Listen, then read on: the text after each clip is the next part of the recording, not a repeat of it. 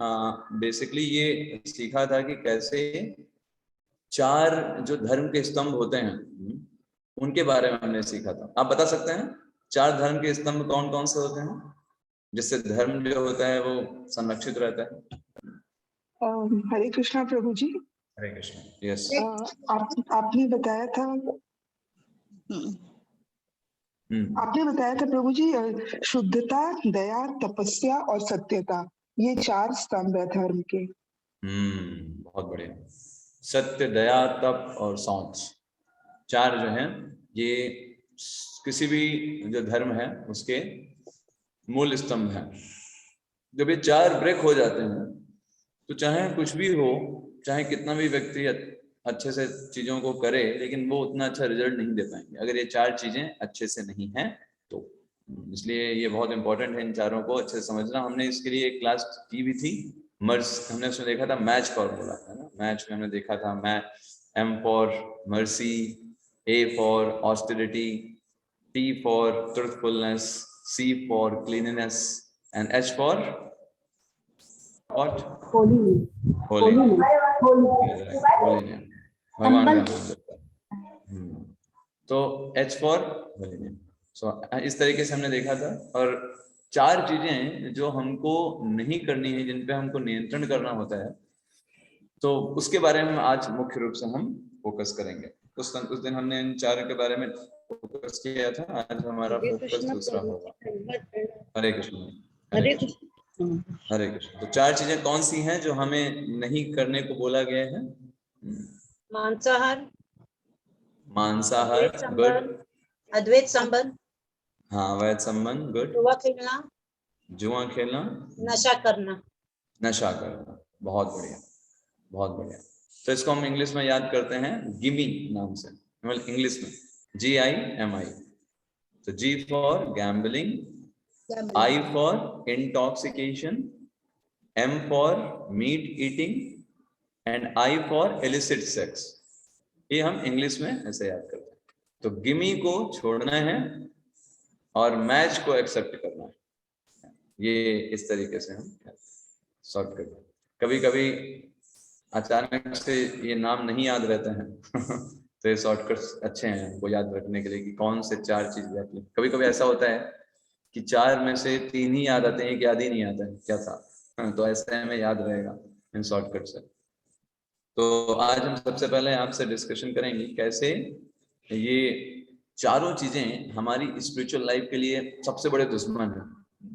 इनको दुश्मन के रूप में बोला गया है। अगर हम इनको जीवन में एक्सेप्ट करते हैं तो हमारे स्पिरिचुअल लाइफ का कोई भी ग्रोथ नहीं है। मतलब आप करोगे लेकिन वो ग्रोथ नहीं आएगा, आपको खुद सेटिस्फैक्शन फील नहीं होगा, क्योंकि ये इतने ज्यादा कंडेम किए गए हैं। तो हम इनको एक एक करके समझने का प्रयास करेंगे कि ये हैं क्या और किस तरीके से कार्य करता है। इसके लिए सबसे पहले हम भागवतम में चलेंगे। श्रीमद् भागवतम में बहुत ही अच्छा एक श्लोक आता भी है। हमने पिछले सत्र में उसको डिस्कशन भी किया था, वो इसी से संबंधित भी है, तो यहाँ पर भी हम उसको एक बार देखेंगे। लेट मी सी। हाँ, यस। तो इस 17वें अध्याय में आता है श्लोक। हमने डिस्कशन भी किया था इसको भागवतम।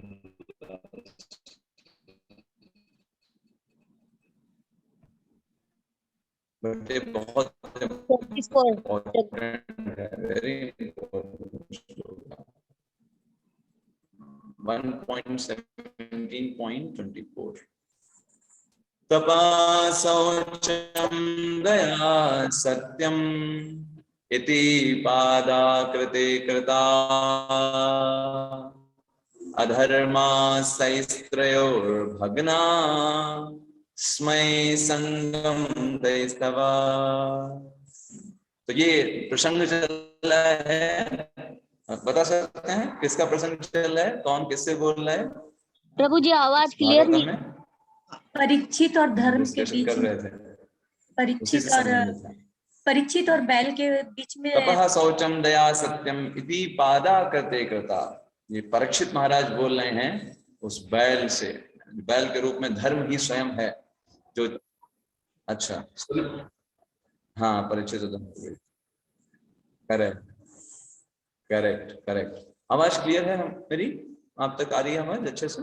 जी प्रभु जी। यस और नो, आप बता सकते हैं। अभी ठीक आ रही हरे है प्रभु कृष्ण जी। हरे कृष्ण हरे कृष्ण कृष्ण कृष्ण हरे हरे, हरे राम। जी प्रभु जी। अभी ठीक आ रही है, ओके।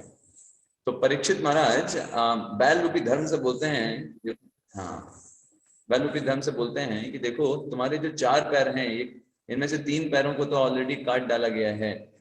और ये किस तरीके से काटा गया है इन 3 पैरों को, वो बताते हैं। स्मय संगम लयस्तवा, सबसे पहले मैं, लोगों के अहंकार के द्वारा। तो प्रभुपाद जी तात्पर्य में बहुत अच्छा लिखते हैं, हम उसको देखेंगे।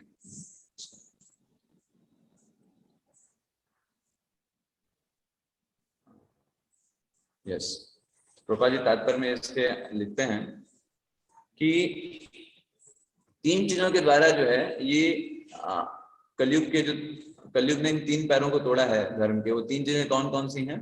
मैं, संग और मद, 3 चीजें। तो मैं का मतलब होता है प्राइड, गर्व के कारण, अभिमान के कारण। तो प्रभुपाद जी तात्पर्य में लिखते हैं कि आजकल लोग इतना ज्यादा अभिमानी हो जाते हैं कि एक भिखारी को भी छोटी सी भीख का भी अभिमान हो जाता है। आजकल लोग सोचते हैं उनके पास जो मटेरियल एजुकेशन है, बड़ी बड़ी यूनिवर्सिटीज में पढ़ाई किया है, ये सब उनके लिए बहुत ज्यादा अच्छी है और उसका बहुत अभिमान करते हैं, लेकिन उनको नहीं पता है इन सबकी कोई वैल्यू नहीं है ना स्पिरिचुअल लाइफ के लिए। वो बहुत मैं में रहते हैं। इस कारण से जब कोई व्यक्ति प्राइड में रहता है तो उसकी जो तपस्या है वो नष्ट हो जाती है। संगम का मतलब है कि विपरीत लिंग के प्रति आकर्षण, ये संगम कहलाता है। तो संगम से शुद्धता नष्ट हो जाती है, सोच जो होता है वो खत्म हो जाता है व्यक्ति के अंदर। और मद का मतलब होता है इंटॉक्सिकेशन, नशीले पदार्थों का सेवन करना। तो आजकल देखते हैं कोई भी व्यक्ति, युवा ही छोटे पर से ही जो होते हैं वो अनेक प्रकार के नशे में पड़ जाते हैं, अनेक प्रकार के नशे लेने लगते हैं। तो इससे व्यक्ति की दया खत्म हो जाती है। तो हम इसको आगे अच्छे से देखेंगे। प्रभुपाद जी एक तात्पर्य में बहुत अच्छे से बताते हैं कि अगर कोई व्यक्ति विश्व शांति के लिए कार्य करना चाहता है, चाहे कितना भी आप पुलिस लगवा लीजिए, चाहे कितने भी बड़े बड़े आप इंस्टीट्यूशन बना लीजिए, थाने खोल दीजिए, लेकिन आप सुरक्षित नहीं कर सकते लोगों को, है ना। विश्व शांति लिए कितना ही हल्ला गुल्ला कर लो, लेकिन जब तक ये जो भागवत के सिद्धांत हैं ये जब तक लोगों के पास नहीं पहुंचेंगे तब तक व्यक्ति जो है भीतर और बाहर से स्वच्छ नहीं हो सकता। उनमें स्वच्छता की कोई भी सीमा नहीं की जा सकती। तो ये बहुत इंपॉर्टेंट यहाँ पे प्रभुपाद जी बताते हैं कि कलयुग का जैसे जैसे प्रभाव बढ़ेगा ये सब चीजें होती जाएंगी, है ना। क्या क्या बताते हैं प्रभुपाद जी कि कलयुग की अवधि बढ़ने से लोग अत्यंत अहंकारी हो रहे हैं, है ना। जितना ही कलयुग बढ़ेगा अहंकार होते रहेंगे। तो ये सब चीजें जो है संस्कृति को खत्म करती हैं। संस्कृति का मतलब क्या होता है? जो हमारा कल्चर है, कल्चर को स्थापित करने के लिए 4 चीजें ही मुख्य रूप से कार्य करती हैं: तपस्या, पवित्रता, दया और सत्य। तो ये तीनों चीजें, मैं, संग और मद, ये तीनों चीजें इस संस्कृति को खत्म कर देती हैं, जिससे लोगों का पतन बहुत जल्दी हो जाएगा, बहुत जल्दी वो नीचे गिर जाएंगे। तो इसलिए ये बहुत इंपॉर्टेंट है कि हम इन 3 चीजों को अवॉइड करें। कौन कौन सी 3 चीजें? यहाँ पे इस श्लोक में कौन कौन सी 3 चीजें बताई गई हैं? मैं, संग और मद। यस, मैं, संग और मद। ये जितना कलयुग का लक्षण है, मतलब जितना कलयुग बढ़ेगा इन सब चीजों में विकास होगा, लेकिन जितना अधिक हम इन चीजों को सुरक्षित रख पाएंगे और शुद्ध रह पाएंगे उतना अधिक कलयुग का प्रभाव हमारे ऊपर कम हो जाएगा। और जब कलयुग का प्रभाव कम हो जाएगा तब हम भगवान में अपने चित्त को लगा सकते हैं। सबसे पहली चीज और सबसे इंपॉर्टेंट चीज यही है कि हम क्यों इन नियमों का पालन करें या क्यों हम इस तरफ बढ़ें। तो वो इसलिए है कि हम भगवान की सेवा करना चाहते हैं और मनुष्य जीवन को सफल बनाना चाहते हैं। ये चारों चीजें जो हैं हमको एक तरीके से नशे में डालती हैं। नशा जानते हैं कि व्यक्ति को समझ में नहीं आता है कि वो क्या है, कहाँ है, कैसे है, क्या करने जा रहा है। एक तो ऑलरेडी हमको बहुत नशा है। किस चीज का नशा है हमको बताइए? किस चीज का हमको नशा है? स्वयं की पहचान का। स्वयं की पहचान का नशा है। ऊपर से और नशे ऐड कर लेना तो ये कहीं भी प्रकार से सुरक्षित नहीं है। हम एक एक के ऊपर चर्चा करेंगे, कुछ स्लाइड्स में हम उसके माध्यम से देखेंगे कि कैसे ये जो चारों चीजें हैं वो हमको कितना डिग्रेड करती हैं, हमें क्यों इनसे बचना चाहिए, एक एक करके हम देखेंगे। तो सभी देख पा रहे हैं?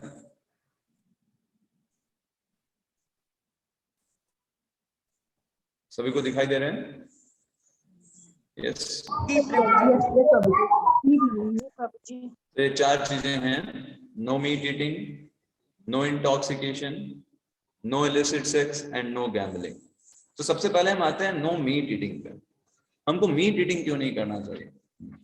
तो इसके बारे में एक स्टोरी आती है कि इन चारों के बारे में। एक्चुअली एक बार एक ब्राह्मण था, वो एक बहुत बड़े राजा से मिलने जा रहा था।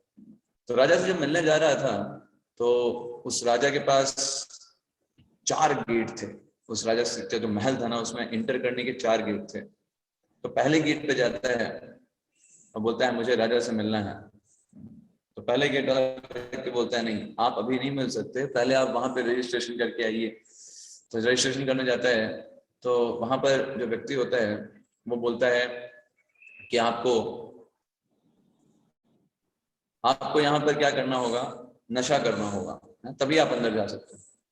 तो व्यक्ति बोलता है नहीं, हम कैसे नशा कर सकते हैं, नशा करना तो अच्छा नहीं है ना, और मैं नशा नहीं करूंगा। तो कहता है ठीक है, तो फिर आप अंदर नहीं जा सकते। तो दूसरे पे पास जाता है। दूसरा जो होता है वो बोलता है, दूसरे गेट पे जाता है, दूसरा गेट पे बोलता है नहीं, आपको क्या करना होगा, आपको यहाँ पे मांस खाना होगा, तभी आप अंदर जा सकते हो। तो ये व्यक्ति बोलता है नहीं, मैं तो कैसे मांस खा सकता हूँ, है ना, मैं तो ब्राह्मण हूँ, ब्राह्मण परिवार से बिलोंग करता हूँ, कैसे मैं मांस भक्षण कर सकता हूँ, इट इज नॉट गुड, है ना। दूसरा जो होता है तीसरे गेट पे जाता है। तीसरे गेट पे जो लोग होते हैं वो बोलते हैं कि आपको यहाँ पर क्या करना होगा, लास्ट में मीट ईटिंग हो गया, इंटॉक्सिकेशन हो गया, एंड थर्ड आपको यहाँ पर वैश्यावृत्ति है ना, यहाँ पे वैश्य है उसका संग करना पड़ेगा। तो ये ब्राह्मण बोलता है नहीं, हम भी ये भी नहीं कर सकते, बहुत गर्हित है, और वहां से वो भी चला जाता है। चौथे गेट पे पहुंचता है और चौथे गेट पे जो होते हैं कुछ लोग होते हैं वो बोलते हैं कि भाई आपको यहाँ पर जुआ खेलना होगा। तो ये ब्राह्मण सोचता है, कहता है देखो भाई चारों में जुआ तो उतना ज्यादा खराब नहीं है, और राजा से तो मिलना है, क्या किया जाए, चलो ठीक है जुआ खेल लेता है। ये जो ब्राह्मण होता है जुआ खेलने लगता है, जुआ खेलता है, उसमें जीतने लगता है, इसको बड़ा आनंद आता है, खूब सारे इसके पास पैसे इकट्ठा हो जाते हैं, और सोचता है आप क्या करें, पैसे हैं तो क्या किया जाए, है ना, अब पैसों का यूज कर लें। राजा के पास मिलते तो वहां भी पैसे मिल जाते हैं, वहां भी पैसे मिलेंगे, लेकिन इसके पहले ही इतने सारे पैसे मिल गए हैं, चलो इसको कुछ यूज करते हैं। फिर वही ब्राह्मण जाता है मीट ईटिंग वाले द्वार पर, कहता है मेरे पास पैसे हैं, मुझे मीट खाना है, वहां पे मीट भी खाता है। फिर उसके बाद जब वो खा लेता है सोचता है कि ऐसे सिंपल खाने में अच्छा नहीं लग रहा है ना, चलो थोड़ा नशा पान भी कर लेता है ना, नशा पान भी कर लेता है, वो लेकर भी जो शराब होता है वो भी सेवन करने लगता है। फिर नशा पान करने के बाद वो सोचता है चलो वैश्य है उसका भी संग कर लेता है ना? जब इतना सारा तरीके से वो संतुष्ट हो जाता है, और इस तरीके से वो व्यक्ति इन चारों में फंस जाता है। उन चारों के बाद वो व्यक्ति बोलता है चलो भाई अब हम राजा के पास मिलना चाहते थे, आप बोल रहे थे राजा के पास मिलाने के लिए। तो चारों लोग बोलते हैं उसको, कहते हैं एक्चुअली ऐसा नहीं, ऐसी बात नहीं है ना, तुम मूर्ख हो, एक्चुअली हम लोग टेस्ट कर रहे थे तुम्हारा कि तुम इन सब चीजों के प्रति आसक्त हो अथवा नहीं हो, क्योंकि अगर तुम आसक्त नहीं होते तभी तुम राजा से मिलने के लिए एलिजिबल हो, अदरवाइज तुम वहां पे पहुंच नहीं सकते। तो ये स्टोरी से हम क्या सीखते हैं, एक्चुअल में यहाँ पर हम हैं वो उसी व्यक्ति के समान हैं, और ये जो चारों शॉप्स हैं, ये जो चारों गेट हैं, ये वो प्रोहिबिशन है जो हमको मना किया जाता है, और राजा जो है भगवान श्री कृष्ण है। अगर उनको प्राप्त करना है, उनसे मिलना है, तो इन सब चीजों को एकदम जहर की तरह छोड़ देना चाहिए। ये इनको बोला जाता है कि एनिमीज ऑफ स्पिरिचुअल लाइफ, मतलब भूल करके भी इस तरफ नहीं देखना चाहिए कभी भी, क्योंकि ये हमारे पूरी तरीके से स्पिरिचुअली डेड बना देता है ये चारों चीजें हमको। तो कैसे बनाते हैं हम एक एक के बारे में चर्चा करेंगे। सबसे पहले हम बात करते हैं क्यों मीट ईटिंग से क्या समस्या है, मांस खाने से क्या प्रॉब्लम है। भाई हम भी तो, कई लोग बोलते भी हैं ठीक है, आप लोग भी कुछ खाना खाते ही हो, कुछ तो खाते ही हो, सेवन करते ही हो, रोटी सब्जी दाल चावल, और उस समय भी तो कोई ना कोई व्यक्ति की कोई ना कोई जीवात्मा तो रहती है सारे उसमें, तो फिर क्या प्रॉब्लम है? हम लोग भी जीवात्मा को मारते हैं, हम लोग एक तरीके से शरीर को मार रहे हैं, आप लोग भी शरीर को मार रहे हो, अंतर क्या है? क्या बताएंगे आप? Yes, anybody? हरे हरे कृष्णा प्रभु जी। हरे कृष्ण। प्रभु जी, मांसाहार वही कर पाता है जिसमें दया की भावना नहीं रहती है। वो जो जीवित जानवर है उनको मार करके, जिसको अधिकार नहीं है मारने का, तो दया खत्म हो जाएगी, वही कर सकता है मांसाहार। ओके, गुड, बहुत बढ़िया। वो बोल सकते हैं कि भाई शरीर को तो आप भी मार रहे हो ना, जो आप पेड़ पौधे वगैरह जो आप हैं, क्या वो शरीर नहीं है? क्या उनके अंदर आत्मा नहीं होती? तब आपका क्या जवाब होगा?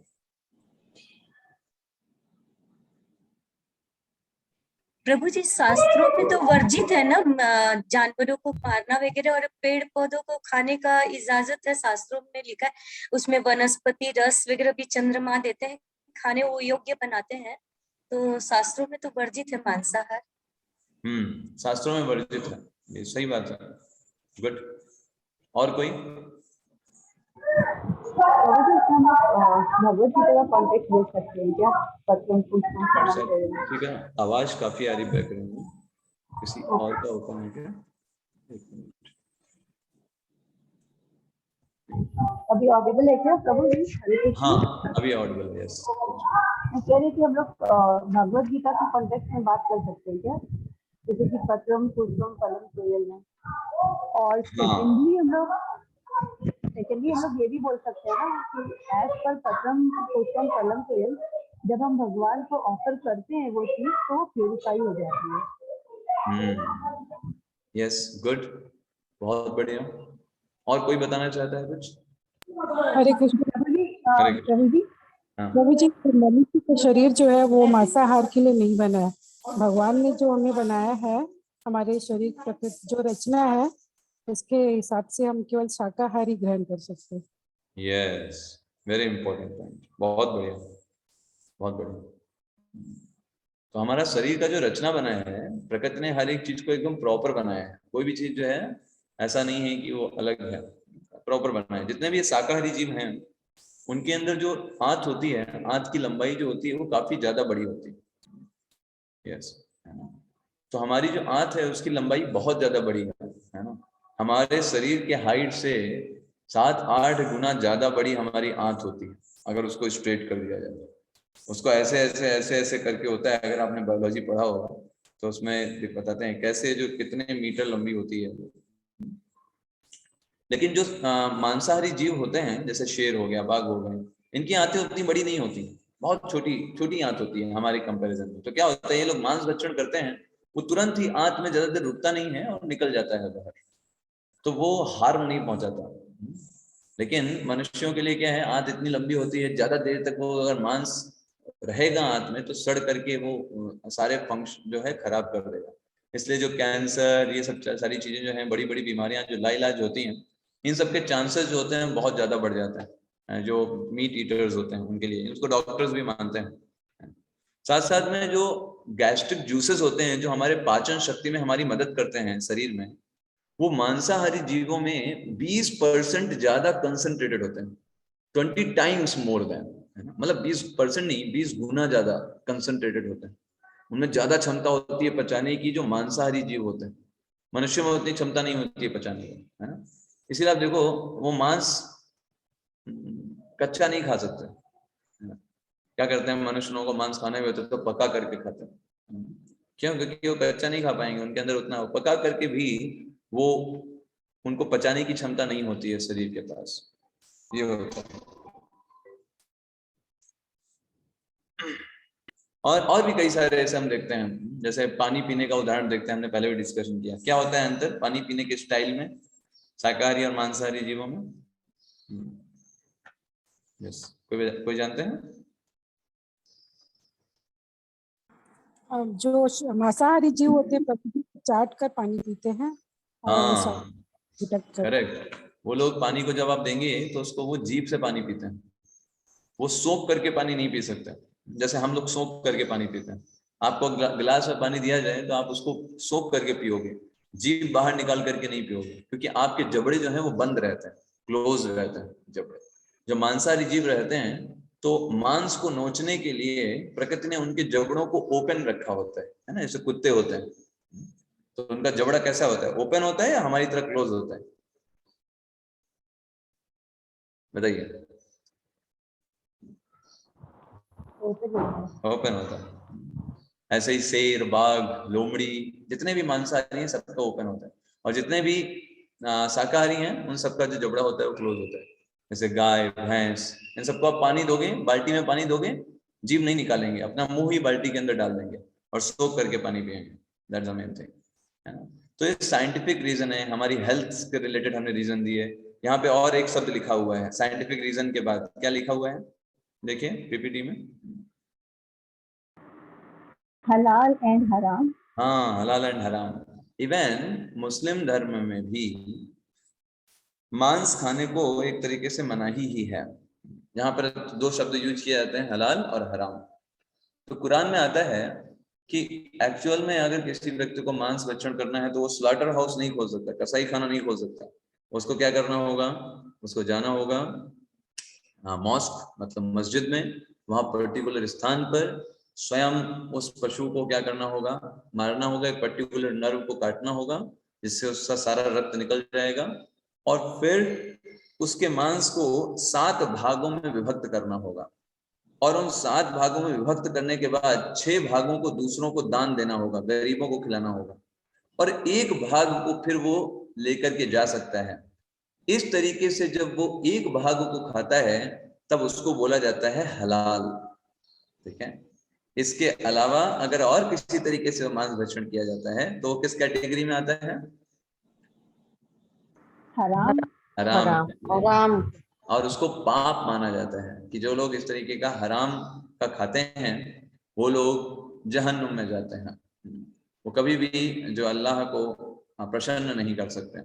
आपको अगर पता हो कुरान में ये लिखा हुआ है कि जो सबसे पवित्र जगह है कुरान के मुताबिक, सबसे पवित्र जगह कौन सी है,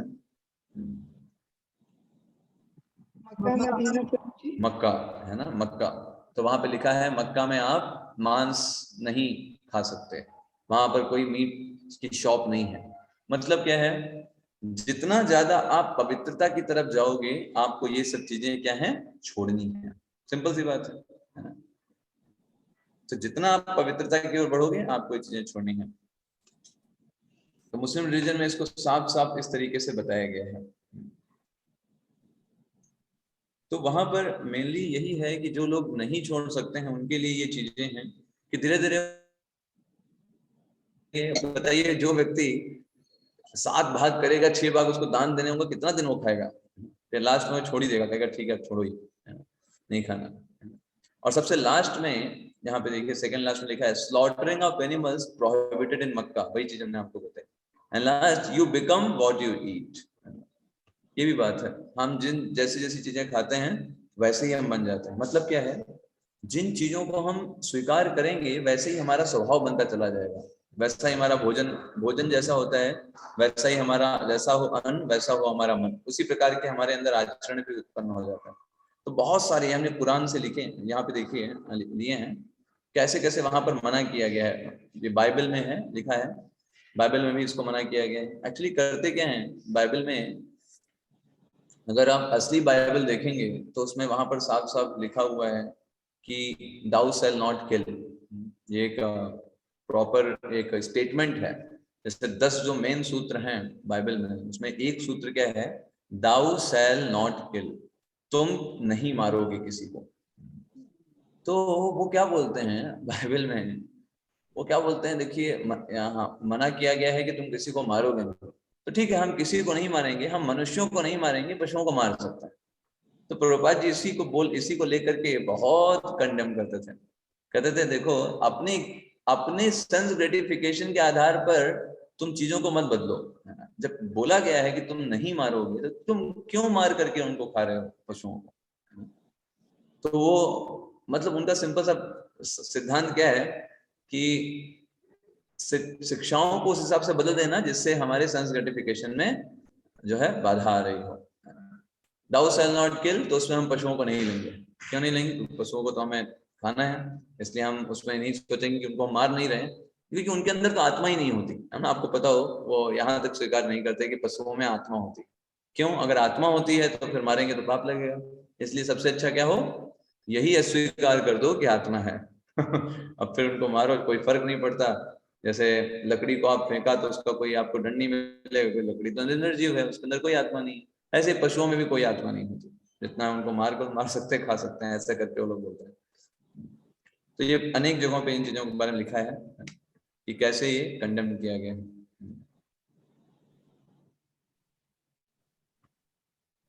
तो ये वेदास में भी कई जगह आया है, इनके बारे में चर्चा हुई है।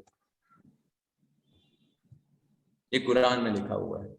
It is mentioned in Surah Al-Ma'idah that within the limits of Makkah, most holy place, slaughtering of animals is prohibited. आप पशुओं को वहां पर मार नहीं सकते, पूरी तरीके से मना किया गया।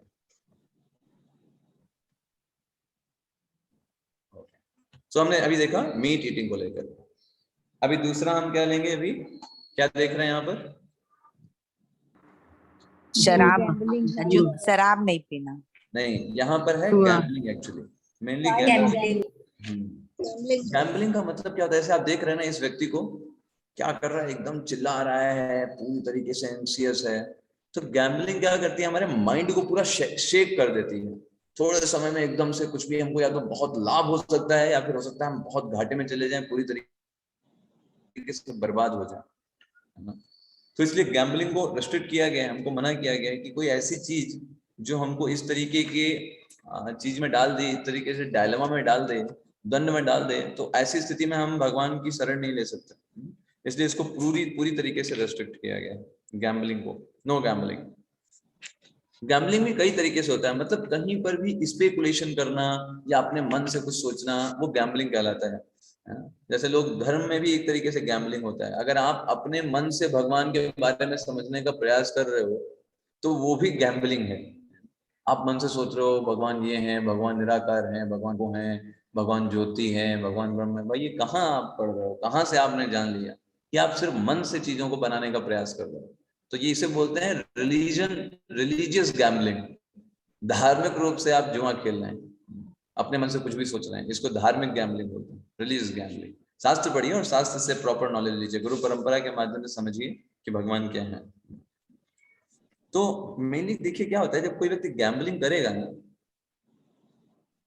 तो जिसको वो हराएगा, क्या वो व्यक्ति शांत बैठेगा? आप कितने सारे न्यूज़ देखते हो, उस व्यक्ति ने जुआ में हारा और फिर उस व्यक्ति ने गुस्से में आकर के उसको मार डाला या कुछ और किया, वो व्यक्ति शांत नहीं बैठेगा जो हारेगा।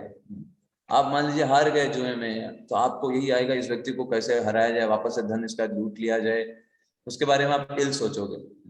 ऐसे ही जो व्यक्ति जीत जाता है वो व्यक्ति भी लोभी बन जाता है बहुत ज्यादा, और फिर वो जुआ खेलना चाहता है। ये भी एक प्रकार का किया गया है। किसी भी तरीके से हमें गैम्बलिंग में डेवलप हो जाते हैं। व्यक्ति के अंदर अनट्रूथफुलनेस अपने आप डेवलप हो जाती है। झूठ बोलना, करप्ट होना, लड़ाई झगड़ा करना, ये अपने आप आ जाता है। व्यक्ति को उस पर विश्वास नहीं किया जा सकता। बहुत ज्यादा पैसे की चाह हो जाती है। अब जब बहुत ज्यादा पैसे की चाह होगी, भगवान में मन कैसे लगेगा आपका? वी आर ऑलरेडी इन इतना सारा हमारे अंदर है, पूरा नशा चढ़ा हुआ है अपने एजुकेशन का, है ना, अपने सौंदर्य का, है ना, अपने पूरे प्रभाव का। हर तरीके से हम नशे में हैं। एक और नशा ऐड करना वो अच्छी बात नहीं है, एक और एंजाइटी को ऐड कर लेना वो अच्छी बात नहीं, या और एक ग्रीड को डेवलप कर लेना अच्छा नहीं। तो ये इसलिए हर तरीके से वो जो है नुकसान कर जाता है। अपने आप वो फ्रस्ट्रेटेड रहेगा, तनावग्रस्त रहेगा। And now the third one, है ना, third one is that why no illicit sex? अवैध यौन संबंध नहीं रखने चाहिए। तो ये बहुत इंपॉर्टेंट है हमारे लिए। तो देखिए, आध्यात्मिक जीवन का मेन सिद्धांत ये है, ये समझ पाना कि कैसे हम ये शरीर नहीं है, हम क्या हैं? Who are we? The real thing? आत्मा है। आत्मा ना तो ना तो हम कोई और उपाधि से जुड़े हुए हैं।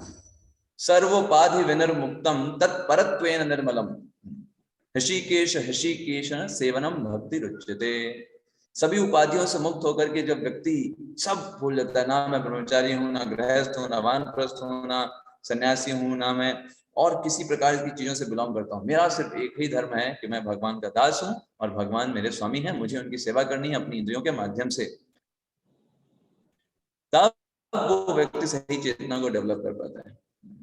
लेकिन जब कोई व्यक्ति इस तरीके से भौतिक जगत में आनंद भोग करने की इच्छा से कार्य करता है, तब वो व्यक्ति खुद इस सिद्धांत से अपने आप दूर होने लगता है ना, क्योंकि वो शरीर के स्तर पर आनंद को प्राप्त करना चाहता है।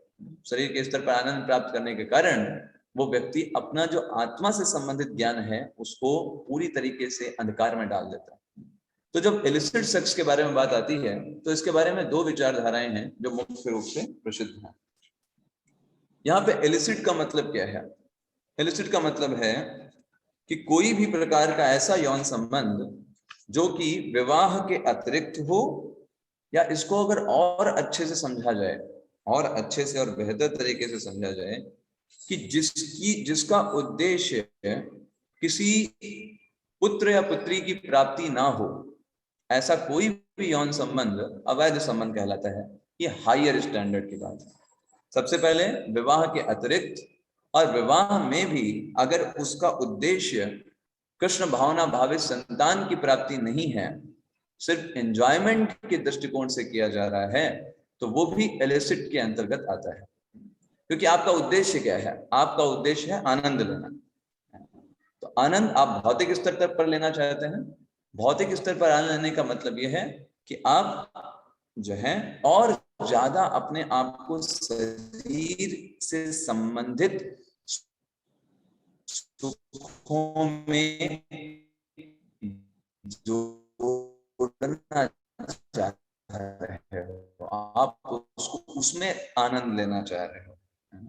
तो ये बॉडी के प्रति और ज्यादा conscious, you become body consciousness, okay, है ना, I am man, I am women, है ना, ये कॉन्शियसनेस हमारे अंदर और ज्यादा जो है वो फैल जाती है, जबकि हमें इससे निकलना है। ठीक है, तो इसलिए सिर्फ एंजॉयमेंट के दृष्टिकोण से ये इसको गलत बताया गया है शास्त्रों में।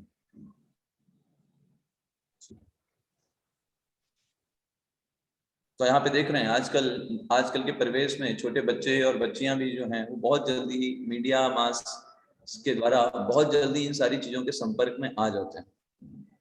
तो हमें जब हम प्रॉपर ट्रेनिंग और प्रॉपर एजुकेशन देंगे और समझाएंगे कि कैसे अपने आप को इन सब चीजों से दूर रखना है, तभी हम उनको सुरक्षित कर सकते हैं और भविष्य को उज्जवल बना सकते हैं।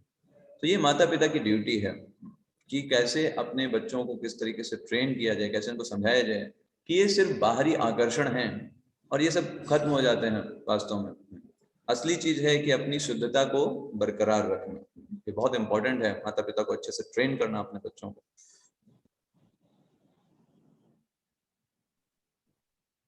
तो इसके नुकसान क्या हैं, आइए देख लेते हैं कुछ। तो कई बार आप देखेंगे ये अवैध संबंध के चलते कितनी सारी जो है फैमिलीज टूट जाती हैं।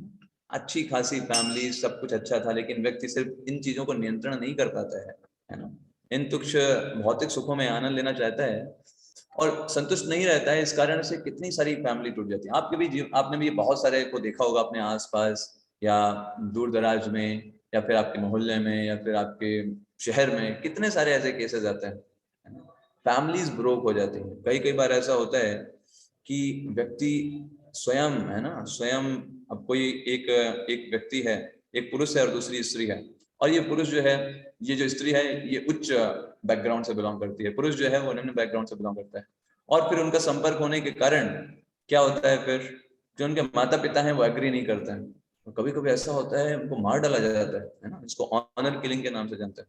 स्वयं ऐसे तो इतने सारी चीजें होती हैं। कभी कभी एक धर्म और दूसरे धर्म के होते हैं, और फिर वो माता पिता एग्री नहीं करते हैं, वो घर छोड़ करके भाग जाते हैं क्योंकि उनकी आसक्ति डेवलप हो जाती है, अटैचमेंट डेवलप हो जाता है इतना ज्यादा, है ना। तो सोचिए कितना ज्यादा खतरनाक है। आप सोचो, मैं इस बात को सोच रहा था एक बार कि सोचिए एक माता पिता छोटे पर से एक बच्चे को पालन पोषण करते हैं, चाहे वो लड़का हो या लड़की हो, उसको इतना प्यार देते हैं, इतना उसको सारी चीजों, सारी आवश्यकताओं की पूर्ति करते हैं, सब कुछ उसको देते हैं कि नहीं देते हैं, हर सारी चीजों की पूर्ति करते हैं, जो चाहता है वो देते हैं, जहां पढ़ाई करने को बोलते हैं पढ़ाई कराते हैं, सारी उसकी जरूरतों को पूरा किया जाता है उन माता पिता के माध्यम से।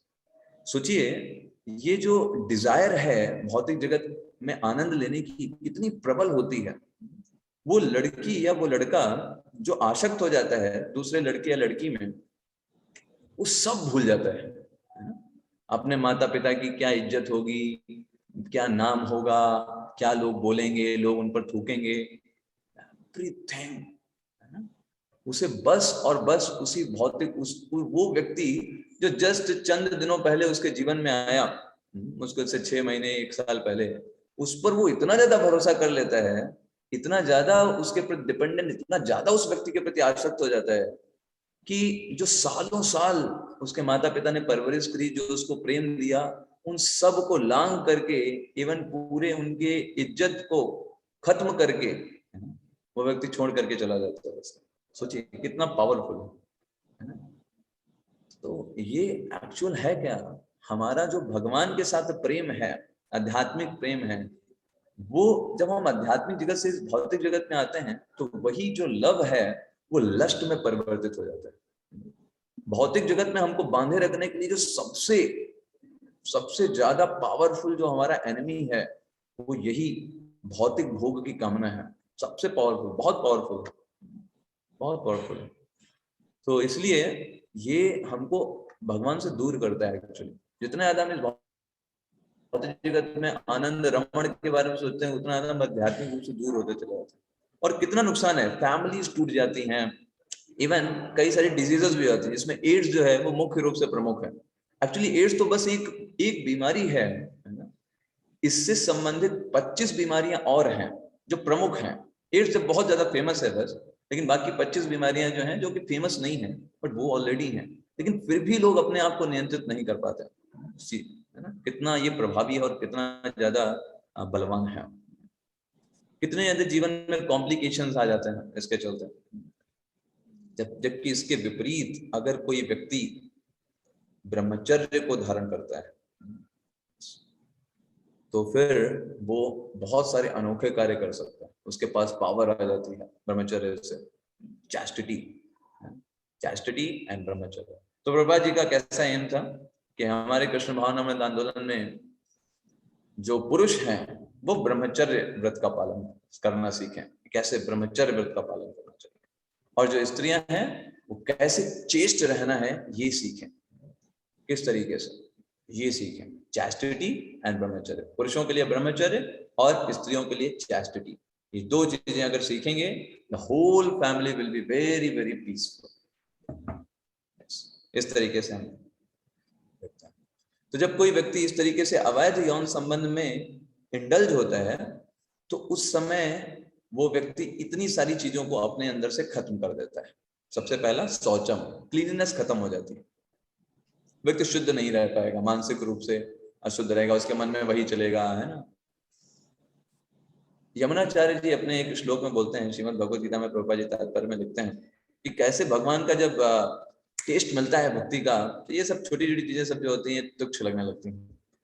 यमुनाचार्य जी एक श्लोक में लिखते हैं कि जब से मैंने भगवान कृष्ण की भक्ति करना प्रारंभ किया है तो मुझे इतने नए नए, हर दिन इतने नए नए आनंद की प्राप्ति होती है, इतना आनंद मिलता है कि मुझे जब भी मेरे मन में इस प्रकार का ख्याल आता है ना, स्त्री पुरुष संग का, तो मेरे मुख में थूक निकल आती है। किस लिए थूक निकल आती है, इसको बता सकते हैं? घृणावश प्रभु जी। हाँ, घृणावश, कह रही क्या है ना, तुक्ष वही है ना, पशु जो सुख लेते हैं, इतना तुच्छ सुख कहाँ भगवान कृष्ण की सेवा का सुख है। तो जब से मैंने भगवान की भक्ति करना प्रारंभ किया है, यमुनाचार्य जी बोलते हैं श्रीमद् भगवद गीता के तात्पर्य में, प्रभुपाद जी इसको कोट करते हैं। ध्यान खत्म हो जाता है व्यक्ति का, वो किसी चीज पे ध्यान नहीं कर पाएगा। धृति, डिटर्मिनेशन खत्म हो जाती है। नैष्टिक शांति, शांति नहीं प्राप्त कर पाएगा। विचार शक्ति खत्म हो जाती है। धारणा शक्ति, कोई चीज वो ज्यादा देर तक याद नहीं कर पाएगा। विवेक शक्ति खत्म हो जाती है, क्या सही है क्या गलत है ये सब निकल जाता है, इतना ज्यादा आसक्ति होने के कारण।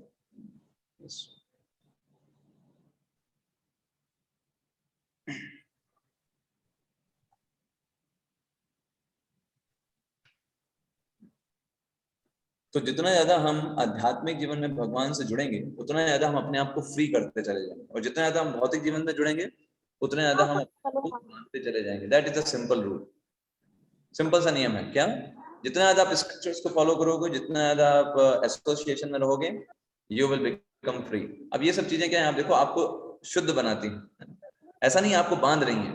कभी लोग बोलते हैं ये सब नियम हमको फॉलो करने पड़ेंगे, जो है ये हमारी भलाई के लिए ही है ना, हमारे नुकसान के लिए नहीं है। हाँ बताइए, ये हमारी अच्छाई के लिए है ना।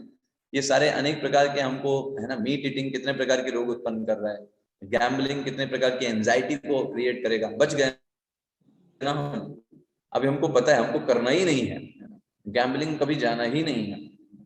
तो देखिए, आपने देखा कोई ऐसे महान व्यक्ति, क्या उदाहरण बता सकते हैं जिसने गैम्बलिंग किया शास्त्रों से?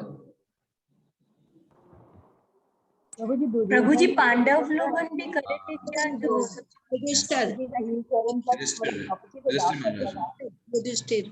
युधिष्ठिर महाराज ने गैम्बलिंग किया। अभी कोई लोग बोलते हैं, कहते हैं प्रभु जी युधिष्ठिर महाराज तो महान भक्त थे, उन्होंने गैम्बलिंग क्यों किया? देखिए, युधिष्ठिर महाराज महान भक्त हैं, इसीलिए वो गैम्बलिंग करके हम लोगों को सिखा रहे हैं कि हमको गैम्बलिंग नहीं करना चाहिए। ठीक है, इवन हम युधिष्ठिर महाराज जैसे पावरफुल किंग भी हों, तब भी ये हमें लर्निंग के लिए सीखना है। इससे फर्क नहीं पड़ता हम कितने बड़े राजा हैं। युधिष्ठिर महाराज जैसे नोबल किंग भी गैम्बलिंग करके सब कुछ गंवा सकते हैं, सब कुछ गंवा सकते हैं। तो युधिष्ठिर महाराज ने गैम्बलिंग को क्यों स्वीकारा? एक्चुअली उन्होंने गैम्बलिंग को नहीं स्वीकार किया था, उन्होंने सिर्फ धृतराष्ट्र महाराज के बातों को स्वीकार किया। धृतराष्ट्र महाराज ने उनको ये बुलाया था कि हम आप आइए, तो उनके उपदेश को मान करके वो आए। उन्होंने बोला कि पड़ोस में हमारा महल है, आप वहां पर जाइए और जस्ट अपने भाई दुर्योधन के साथ खेलिए, है ना, ऐसे करके उन्होंने बोला। तो युधिष्ठिर महाराज ने कहा ठीक है। वहां पहुंचे तब वहां पता चला कि एक्चुअली में उनको जुआ खेलना है।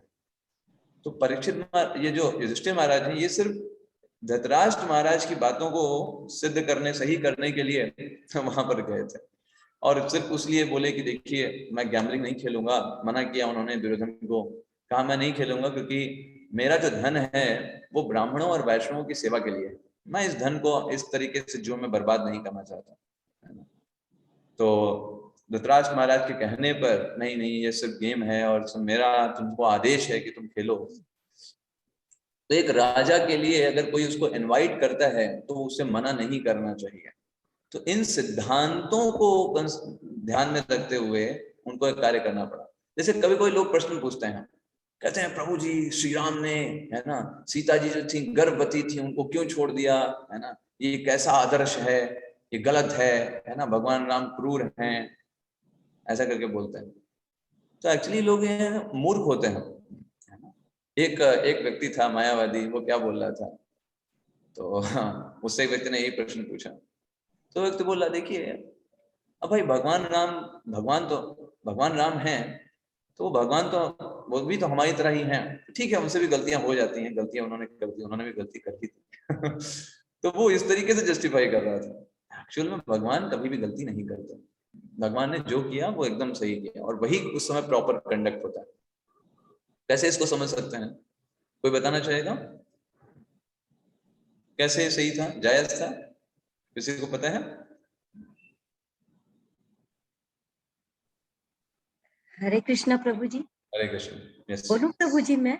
यस प्रभु जी मतलब ना, वो एक राजा के रूप में उस समय डिसीजन लिए थे, और प्रजा के बीच में घूम करके और प्रजा से सुन करके, और जो प्रजा के हित में उनको लगा कि उनके आचरण से फिर प्रजा भी सीखेगी बोल करके वो राजा के रूप में, मुझे यही समझ में आया प्रभु जी। That is correct answer. जब आप राजा होते हो तो आपके लिए प्रजा आपका परिवार होती है।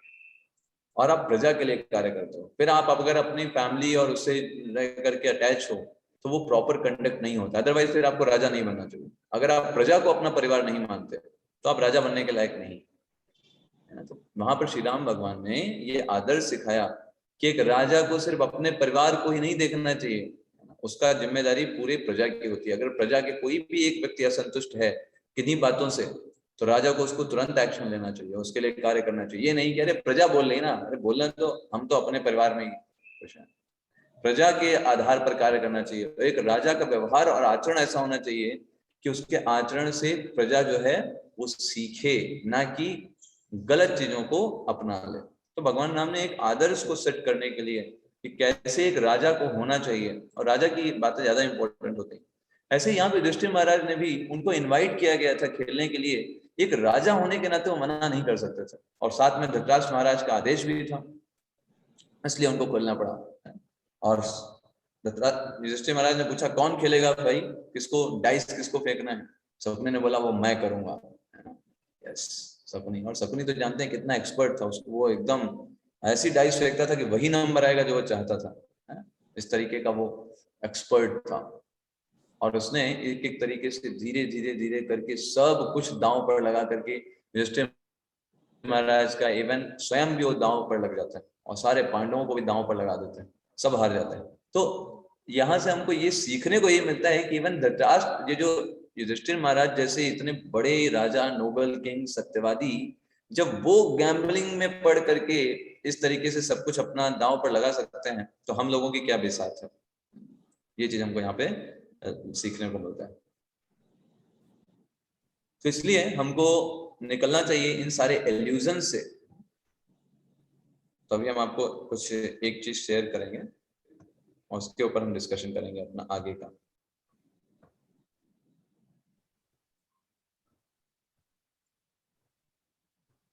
Just a minute. 1 minute.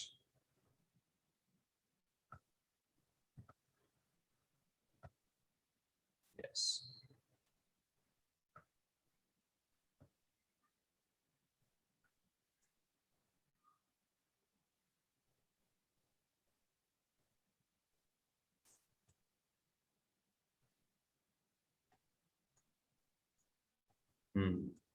Four regulatory principles.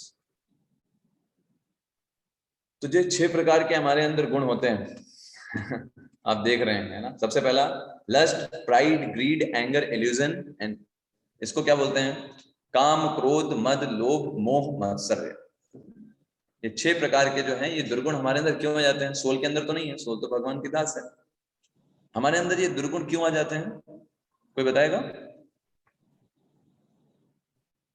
Yes,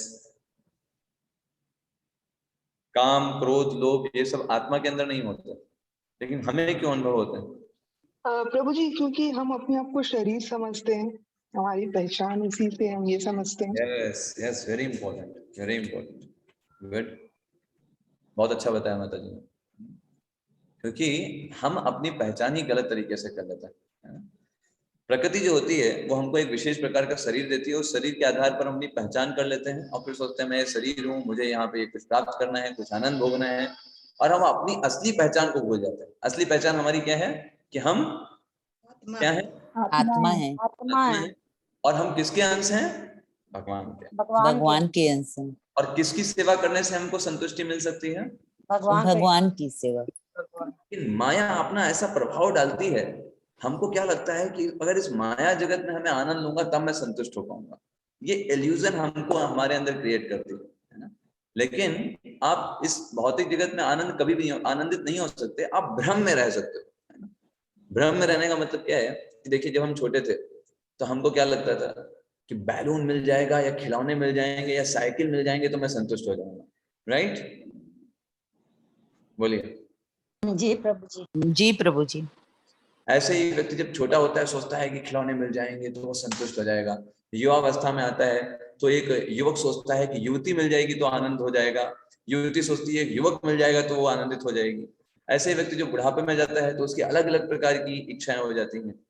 तो देखिए, इच्छाएं बदल रही हैं, लेकिन इच्छाएं बदल रही हैं, विषय बदल रहे हैं, लेकिन किसी भी अवस्था में वो संतुष्ट नहीं हो पाता, बल्कि हमेशा भ्रम में रहता है कि ये चीज मिल जाएगी तो वो सुखी हो जाएगा। लेकिन सुख के पीछे के दुखों को वो नहीं समझ पाता, उसको वो समझ नहीं पाता। ये होता है माया जगत का प्रभाव। इसे कहते हैं त्रिगुणी माया।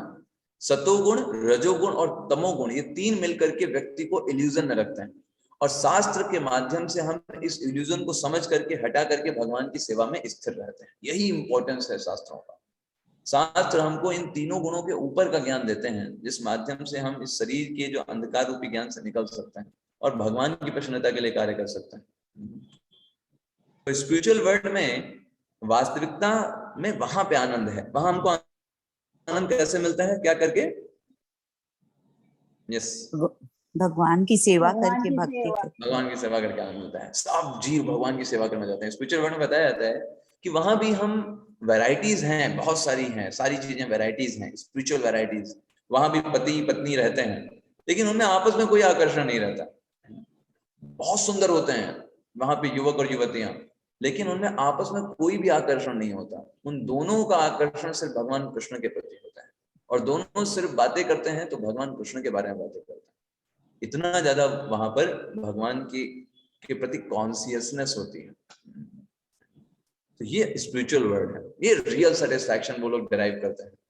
और मटेरियल वर्ल्ड में क्या होता है? हर व्यक्ति यहाँ पर खुश होना चाहता है, प्रसन्न होना चाहता है, अपने सेंसेस को ग्रेटिफाई करके। जो सेंसेस उसके हैं नहीं वास्तव में, है ना, उसको थोड़े समय तक के लिए दिए गए हैं, सोचता है इसको खुश कर लेगा तो वो खुश हो जाएगा, सुखी हो जाएगा। ये परवर्टेड रिफ्लेक्शन है। वहां पर भगवान कृष्ण को सेटिस्फाई करना, यहाँ पे खुद को सेटिस्फाई करने का प्रयास कर रहा है। तो हम लोग कभी ना कभी किसी ना किसी गुण में रहते हैं, इन तीनों गुणों में से। उसको इंग्लिश में बोलते हैं मोड। तो अभी देखिए हम किस मोड में, हम कैसे पता लगा सकते हैं?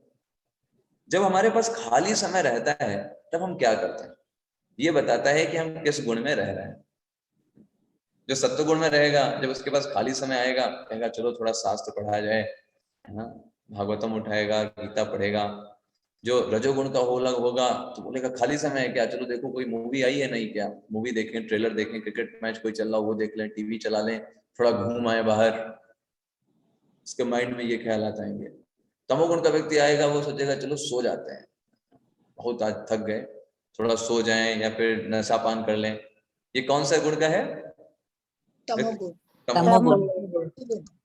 सत्व गुण में हमको डेवलप करना चाहिए। अब देखिए सत्व गुण के ये पशु हैं, जैसे हाथी जो है वो सत्व गुण में आता है, गाय जो है ये सत्व गुण में आती है। इन सत्व गुण में क्या फायदा है? हमें क्यों अपने आप को, अपने अंदर सत्व गुण का विकास करना चाहिए? क्योंकि सत्व गुण में हमको, हमें बदलाव किया जा सकता है। जब कोई व्यक्ति सत्व गुण में रहता है ना, उसको आसान होता है उसको नियंत्रित कर पाना, उसको बदल पाना, उसके स्वभाव में परिवर्तन ला पाना आसान होता है। जैसे हाथी गाय है, तो हाथी को बदला जा सकता है। आपने देखा होगा कई सारे हाथियों को, हाथी की सवारी कराते हैं, है ना, हाथी को सर्कस में क्या क्या है, बहुत आसानी से उसको बदला जा सकता है। तो क्यों सत्व गुण है? गायों को भी देखिए आप आराम से बांध लीजिए, कोई समस्या नहीं। लेकिन अगर यही शेर हो तो उसको आसानी से परिवर्तित किया जा सकता है? बताइए। नहीं प्रभु जी, नहीं प्रभु जी। वह सत्व गुण में नहीं रहता। करेक्ट। तो ये है रजोगुण। सत्व गुण में व्यक्ति शांत रहता है, खुश रहता है। रजोगुण में व्यक्ति शांत नहीं रह सकता, वो बहुत ज्यादा एग्रेसिव होता है, वो कुछ करना चाहता है। ये रजोगुण का मेंटालिटी होता है, ये स्वभाव होता है। अपना नाम कमाना चाहता है, अपना नाम आगे रखना चाहता है, ये रजोगुण की मेंटालिटी होती है। जैसे शेर स्वयं एंडेवर करके खूब मेहनत करता है व्यक्ति, है ना, अपना नाम आगे करने के लिए।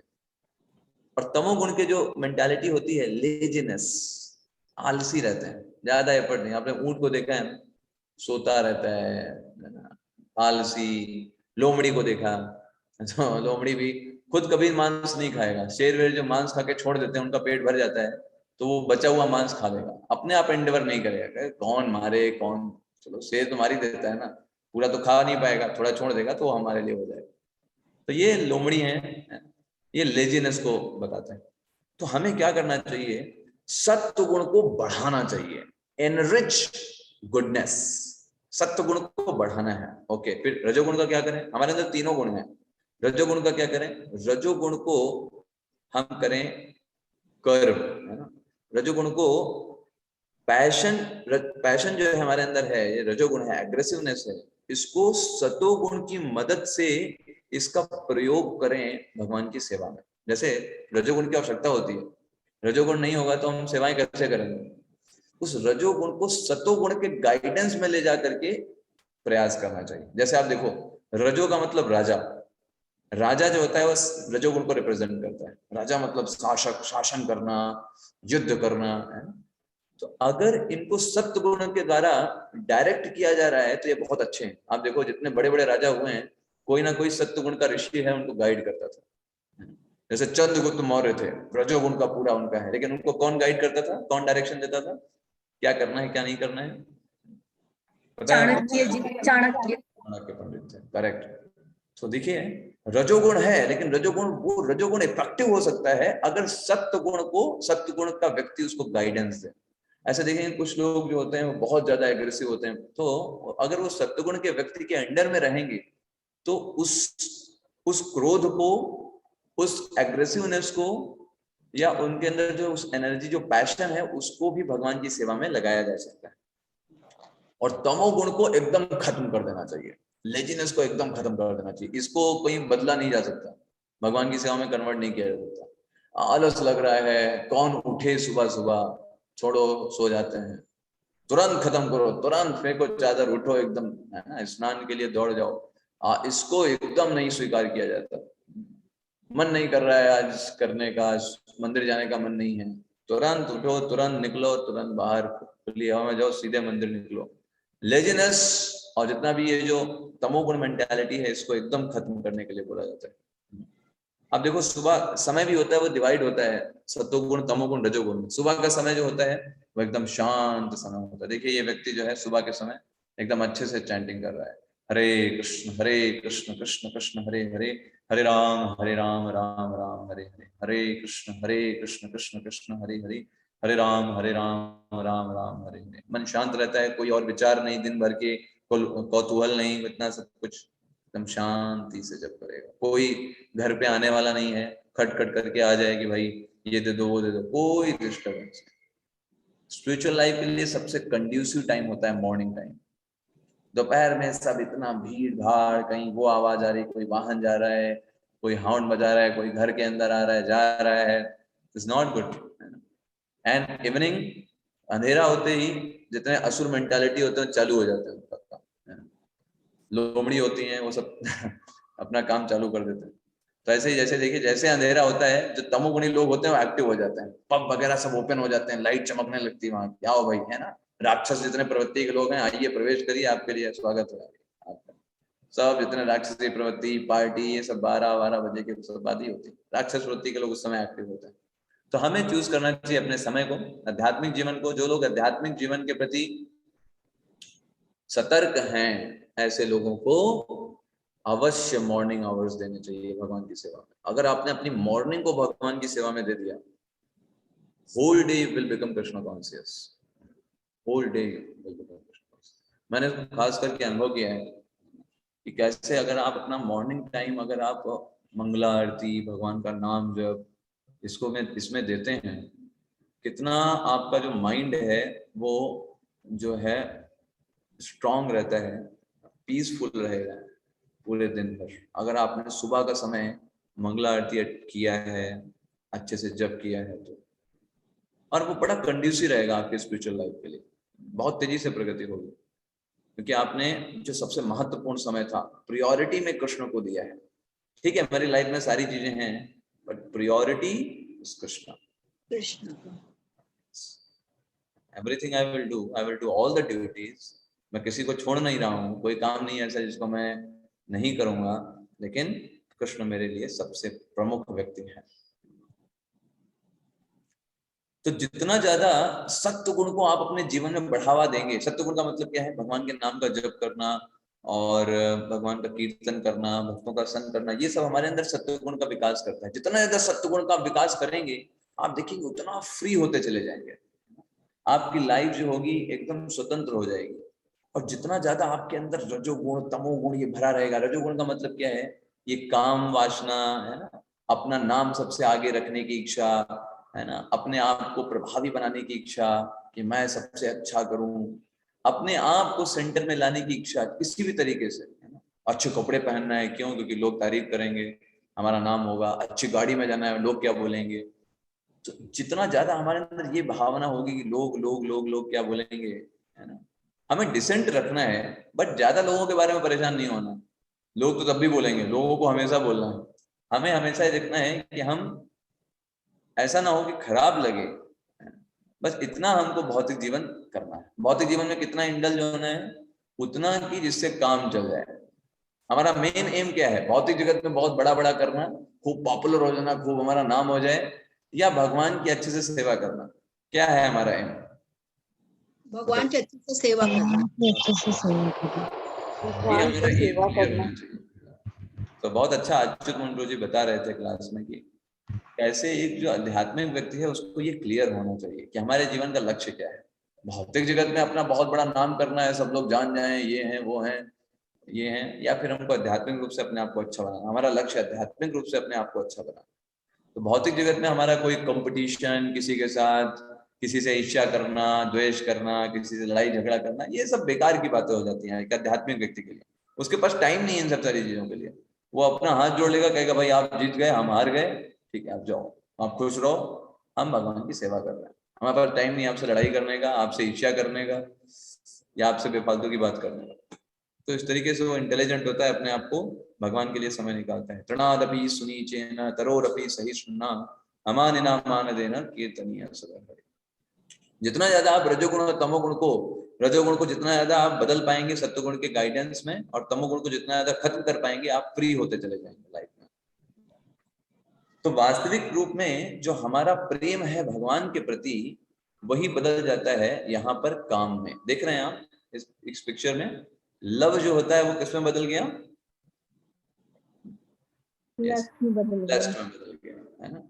अब अगर ये जो लस्ट है ना, इसको दो रास्ते दिखाई दे रहे हैं, है ना। इस भौतिक जगत में आए हैं तो हमारे अंदर जो लस्ट है उसके दो डायरेक्शन है। पहला, एक तो ऊपर तरफ जाने वाला और एक नीचे की तरफ जाने वाला।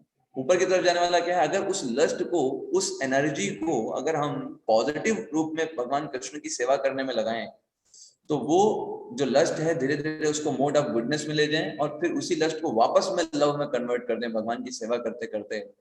तब फिर हमारी लाइफ कैसी होगी? इटर्नल ब्लिसफुल लाइफ में हम वापस में अपने आप को स्थित कर पाएंगे भगवान की सेवा में, और हम खुश रहेंगे। लेकिन अगर हम ये करने में असमर्थ रहे तो ये लस्ट जो होगी ये किस में बदल जाएगी? रैथ। रैथ मतलब क्रोध में। क्रोध मतलब फिर एल्यूजन, भ्रम में कि मैं शरीर हूं, मुझे संतुष्टि मिलनी चाहिए, मैं ये हूं, मैं वो हूं। और फिर वो मोड ऑफ इग्नोरेंस, तमोगुण का विकास होगा उससे। और तमोगुण का मतलब क्या है? कंटिन्यूअस सफरिंग चालू रहेगी। फिर दूसरा शरीर मिलेगा, क्योंकि आपके अंदर वो अभी भी विद्यमान है लस्ट। उसको सेटिस्फाई करने के लिए फिर दूसरा शरीर दिया जाएगा। ये शरीर रूपी जो क्रम है ये चालू रहेगा। तो इसीलिए भगवान भगवत गीता में बोलते हैं, अर्जुन ये जो काम रूपी शत्रु है ये दुर्जेय शत्रु है। भगवान दुर्जेय शब्द यूज करता है। दुर्जेय का मतलब होता है जिसको जीतना कठिन है, इसलिए इसको जीतना कठिन है। लेकिन इसको ज्ञान की तलवार से काट दो, भक्ति की प्रगाढ़ता से, है ना, ये व्यक्ति ये जो है अपने आप चला जाए। भक्ति रूपी ज्ञान जब हम डेवलप करेंगे, कैसे हम भगवान के दास हैं, हम आत्मा हैं, हमारा इस शरीर के साथ कोई भी संबंध नहीं है वास्तव में। और इस तरीके से हम इसको मोड ऑफ गुडनेस में ले जाके हम कन्वर्ट कर सकते हैं। वरना कंटिन्यूअसली जो है सफरिंग चालू रहेगी। इसको बोलते हैं पा फा बा भा मा, इसको बोलते हैं पावर। आपने इसके बारे में सुना होगा। तो पा मतलब क्या होता है? पा मतलब पावर। पावर। हाँ, पावर मतलब आप पढ़ते हैं ना, का खा गा गा डा, है ना, तो वो होता है कावर। ऐसे चा छा जा झा या, तो चावर। ऐसे ही तावर क्या होता है? ता था दा धा ना, वो तावर्ग है। ऐसे ही पा क्या होता है? पा फा बा भा मा, ये हो गया पावर। तो मटेरियल आप जब इस भौतिक जगत में रमण करते रहेंगे या बार बार जन्म लेते रहेंगे तो यहाँ पा वर्ग फॉलो होता है। तो पा से क्या बोलते हैं हिंदी में? कौन सा शब्द आता है पा से? किसी को याद है? Hard labour. मतलब पा से पसीना है क्या प्रभु जी? परिश्रम। पसीना, परिश्रम, परिश्रम, यस। Hard labour. तो यहाँ इस जगत में लोग बहुत मेहनत करते हैं, बहुत मेहनत करते हैं। आप देखो छोटे पर से व्यक्ति पढ़ाई करता है, कितना मेहनत करता है, पेपर आते हैं, एग्जाम देता है, असाइनमेंट, वाइवा, है ना। बेचारा पढ़ते पढ़ते अपने जो 20-21 साल वो एकदम किताबी कीड़ा बन जाता है। किस लिए वो मेहनत कर रहा है? सिंपल, इस भौतिक जगत में तुच्छ आनंदों को भोग करने के लिए, है कि नहीं? है ना? इतना परिश्रम अगर वो भगवान की भक्ति में करे, भगवान की सेवा के लिए अगर ये डेडिकेशन हो जाए, तो कितना उसका वो आध्यात्मिक रूप से उन्नत हो जाए। वो हार्ड लेबर करेगा वो इस भौतिक जगत में। और माया देवी बहुत अपना हार्ड लेबर कराती है, चाहे वो व्यक्ति कितना भी एजुकेटेड हो, कितना भी हो, बहुत उससे सेवा कराती है। मैटेरियलिस्टिक व्यक्ति भी ऐसा नहीं कि वो आनंद में रहते हैं, उनको बहुत मेहनत करनी पड़ती है। और इतना मेहनत करते हैं कि फा मतलब फेना या फोम। जैसे गधे को देखा है ना, गधा काम करते करते उसके मुख से झाग निकलने लगती है, इतना मेहनत करता है। तो ऐसे ही ये व्यक्ति इतना परिश्रम करता है, 8 घंटे इसको खुश करो, उसको खुश करो, उसको प्रसन्न रखो, उसको प्रसन्न करो, बॉस को प्रसन्न रखो, बेचारे के मुख से फेना निकल आता है मेहनत करते करते, है ना। और फा से फेम, फिर बा से बल प्रभु जी, बल नहीं, बा से बॉन्डेज है, तो बॉन्डेज को हिंदी में बोलते हैं बंधन। इस जगत में बंध जाता है वो, इतना मेहनत किया, इतना सब प्रयास किया, बंधन बढ़ता ही चला जाता है। ऐसा वो सोचता है कि ये कर लूंगा तो मैं खुश हो जाऊंगा, खुश तो कम होता है, और ज्यादा दुखों में और ग्रसता चला जाता है। बंधन जो होता है वो बढ़ता ही चला जाता है, बढ़ता ही चला जाता है उसका। और जितना ज्यादा बंधन बढ़ेगा, अटैचमेंट बढ़ेंगे। बंधन मतलब एक तरीके से अटैचमेंट उसके इंक्रीज होते ही चले जाते हैं। पहले क्या वो खुद से ही अटैच था, विवाह हो जाता है, फिर पत्नी बच्चों से आसक्त हो जाता है, फिर और अपना फ्रेंड सर्कल बना लेता है, उससे आसक्त हो जाता है, अपनी जॉब से आसक्त हो जाता है, उसका बंधन बढ़ता ही चला जाता है। वो ये सोचता है ये सब मेरे हैं, है ना, क्योंकि उसे भगवान के बारे में नहीं पता, उसको ज्ञान नहीं, ये नहीं जान पाता कि कैसे ये सारी चीजें भगवान की हैं। और फिर उसके बाद क्या होता है, भा फॉर भरना, भय प्रभु जी, यस, फियर। अब जब बंधन हो गया, आसक्ति हो गई, हर आसक्ति के कारण उसको अब डर रहता है। क्या डर रहेगा उसको? बताइए, किस चीज का डर? कहीं फोन हाँ, कहीं खो ना जाए, कहीं छूट ना जाए, कहीं कुछ हो ना जाए। तो चित्रगुप्त महाराज की कथा में बात आती है, चित्रगुप्त महाराज की कथा में क्या हुआ था? कौन, किस व्यक्ति की डेथ हो गई थी? यस, उनके बेटे की क्या? उनके बेटे की, हर्ष शोक, है ना, हर्ष शोक नाम था उसका, उनके बेटे का। तो उनकी डेथ हो गई थी। तो चित्रगुप्त महाराज कितने परेशान थे, है ना, उस स्टोरी में आता है, एकदम पागल हो गए थे, सनकी हो गए थे, कुछ ना किसी को सुन रहे थे, बस रोए जा रहे थे। तो उसके तात्पर्य में प्रभुपाद जी समझाते हैं और आचार्य भी बताते हैं कि देखो इस संसार का आसक्ति कितनी प्रबल है। नहीं, अभी ये जो पुत्र उनको नहीं था, तो कोई उनको डर था, कोई उनको ऐसा भय था किसी चीज का? नहीं था, ठीक है। अभी देखो कैसा भय हो गया। जब तक व्यक्ति विवाह नहीं करता है, तब उसकी पत्नी या बच्चे या फिर उसके पति नहीं है उसके पास, कोई भय नहीं उसको। किस चीज का भय? बताइए, कोई भय नहीं। एज सून एज व्यक्ति जो उसका विवाह होता है, फिर वो सोचता है नहीं, ये मेरी पत्नी है, ये मेरे पति है, ये मेरे बच्चे हैं, है ना। उसको अंदर डर पैदा हो जाता है, उसे लगता है कि वो उनको नियंत्रित करने वाला है, वो उनको बचा सकता है। ये फॉल्स कंसेप्शन उसके अंदर डेवलप हो जाता है। वो ये भूल जाता है कि भगवान एक्चुअल में कंट्रोलर हैं, वो कंट्रोलर हैं और वो सारी चीजों को नियंत्रित कर रहे हैं, उनके बिना कुछ भी नहीं होगा। लेकिन वो, क्योंकि अटैचमेंट होता है ना, फॉल्स अटैचमेंट, ये अटैचमेंट हमको बार बार ये चीज सोचने में मजबूर करता है कि मैं स्वामी हूँ, मेरे चीज से संबंधित, मैं जिन जिन चीजों को मेरा बोलता हूँ उनको कुछ नहीं होना चाहिए, वो सब मेरे कारण से हैं, वो सब सही होने चाहिए, वो सब अच्छे से काम करने चाहिए। क्यों? क्योंकि मैं उनको क्या बोल रहा हूँ, मेरा मेरा मेरा मेरा बोल दिया, मतलब वो सब अच्छा होना चाहिए। उसमें अगर कोई गड़बड़ी किया किसी ने, तो बस डर, फियर, ये सब उसके अंदर डेवलप हो जाता है। फॉल्स प्रॉपर्टीयरशिप उसका डेवलप हो जाता है। And in last, what is for माँ फॉर मृत्यु होगा प्रभु जी, मृत्यु। करेक्ट। तो पाफा बाभा माँ, पाफा बाभा माँ से वो व्यक्ति जो है वो लास्ट में जिस शरीर को सुखी करना चाहता था, जिस शरीर को बोलता था ये मैं हूं, मैं आनंद करूंगा, मैं भोगूंगा इसे, आनंद मजे लूंगा, और उस शरीर की डेथ हो जाती है। तो इस तरीके से वो व्यक्ति पा वर्ग होता है। ये प्रभु जी आवाज नहीं आ रही है। ओके, तो सभी को आवाज नहीं आ रही है क्या? नहीं प्रभु जी, आ रही है, आ रही है प्रभु जी, अच्छा, आ रही है। Network problem. तो जो भौतिक जगत में जो आनंद है वो ये पा वर्ग है, पा फा बा भा मा। और आध्यात्मिक जगत के आनंद को हम क्या बोलते हैं, या मुक्ति के आनंद को क्या बोलते हैं? जस्ट इसका उल्टा, पा वर्ग को ना बोलकर हम क्या बोलते हैं? अपवर्ग। क्या बोलते हैं? अपवर्ग।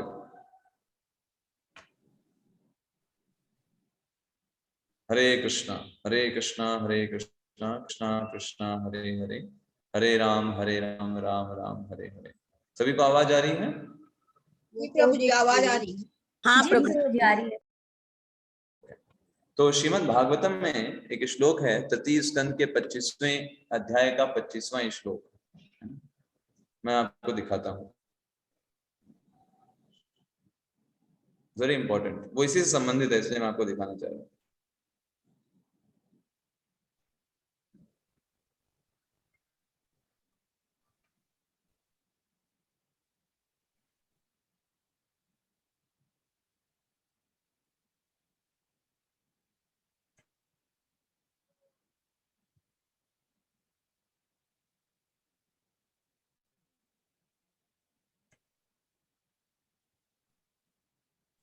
तो तीसरे अध्याय तीसरे 25.25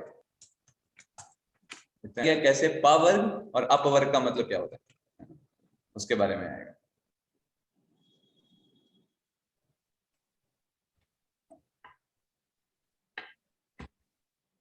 तो जो आध्यात्मिक आनंद या फिर जो लिबरेशन का आनंद है वो हमें अपवर्ग के बारे में बताता है। कई सारे श्लोकों में इसका नाम आता है एक्चुअली, अपवर्ग, है ना। अपवर्ग जैसे आप अगर सुंदरकांड में देखेंगे तो जो लंकनी होती है वो हनुमान जी से बोलती है, तात स्वर्ग अपवर्ग सुख, है ना। धरिय तुला एक अंग, तूल न ताहि सकल मिली, जो सुख लव सत्संग। तो स्वर्ग और अपवर्ग, अपवर्ग मतलब मुक्ति का आनंद। तो ये श्लोक है, ये हमने किया भी था, आपको अगर याद होगा, ये श्लोक हमने जब एक क्लास हुआ था इस्कॉन वाराणसी में, तो उस श्लोक में लिया था। इसमें हमने डिस्कशन किया था कौन सी लीला के बारे में? समुद्र मंथन लीला के बारे में, है ना। यस, तो श्लोक बहुत फेमस है ये भागवतम का। इसी में देखिए आता है अपवर्ग, सताम प्रसंगान मम वीर्य संविदो, भवन्ति हितकर्ण रसायना कथा, तज्जोषणादाशपवर्गवर्त्मनि, श्रद्धारतिर्भक्ति अनुक्रमिष्यति। सताम प्रसंगान मम वीर्य संविदो। कपिल देव बता रहे हैं अपनी माता देवहूति को, कह रहे हैं कि देखो जो मेरे डिवोटीज होते हैं, मेरे भक्त होते हैं, वो क्या करते हैं? सताम प्रसंगाम, सताम प्रसंगाम, इटर्नल जो लीलाएं हैं भगवान की, भगवान की जो महिमा है वो सही चीज में सताम है। सताम मतलब जो असली सत्य है।